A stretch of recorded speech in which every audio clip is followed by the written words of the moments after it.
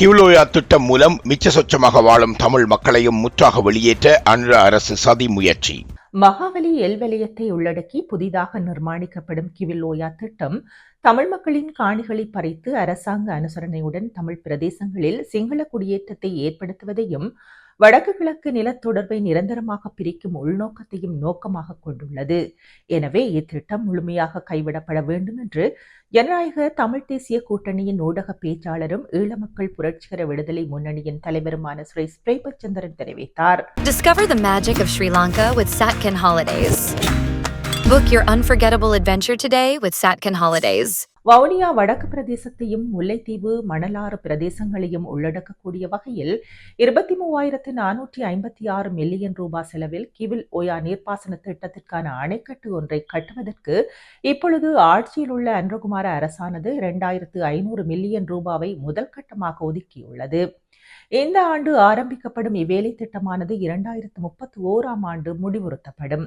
முன்னர் இருந்த அரசாங்கங்கள் முல்லைத்தீவு வவுனியா மாவட்டத்தின் எல்லை பிரதேசங்களை சிங்களமயமாக்கும் நோக்குடன் ஏற்படுத்திய குடியேற்றங்கள் இப்பொழுது இந்த ஆட்சியின் கீழ் விஸ்தரிக்கப்பட்டு மகாவலி நீர் வராத பொழுதும் கிவிலோயா என்ற புதிய திட்டம் ஒன்றை உருவாக்கி மிச்சம் சொச்சம் அங்கு வாழ்ந்து வரும் தமிழ் மக்களையும் வெளியேற்றுவதற்கான முயற்சிகள் நடைபெற்றுக் கொண்டிருக்கின்றன என்று அவர் வெளியிட்டுள்ள அறிக்கையில் தெரிவித்துள்ளார்.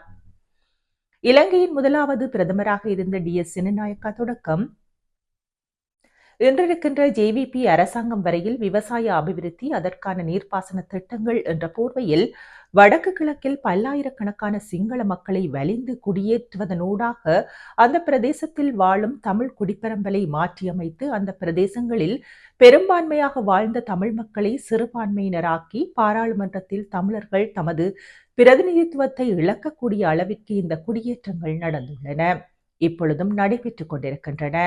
அமைச்சரவை அமைச்சராக இருக்கின்ற தமிழரான சந்திரசேகர் இது ஒரு இனவாத நடவடிக்கை அல்ல என்று நிரூபிக்க பகிரத பிரயத்தனம் செய்கின்றார். பழந்தமிழ் கிராமங்களை நீரில் மூழ்கடித்து புதிதாக உருவாக்கப்பட்ட சிங்கள குடியேற்றங்களுக்கு நீர்ப்பாசனம் வழங்குவது புதிய சிங்கள குடியேற்றங்களை உருவாக்குவதும் இனவாதம் என்றில்லாமல் வேறு எப்படி அழைப்பது என கேள்வி எழுப்பினார். தமிழ் மக்களால் தெரிவு செய்யப்பட்ட வடக்கு மாகாண JVP MPக்கள் இந்த நிலங்கள் பறிபோவதை பார்வையாளர்களாக இருந்து பார்த்து கொண்டிருப்பது ஏற்புடைய விடயம் அல்ல.